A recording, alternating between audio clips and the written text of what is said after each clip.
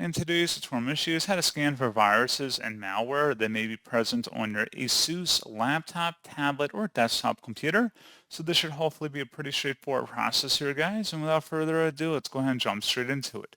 So all you have to do is open up the search menu, and you want to type in security. Best result should come back with Windows Security. Go ahead and open that up. Select the hamburger icon at the top left to open up the navigational panel, and then select Virus and Threat Protection.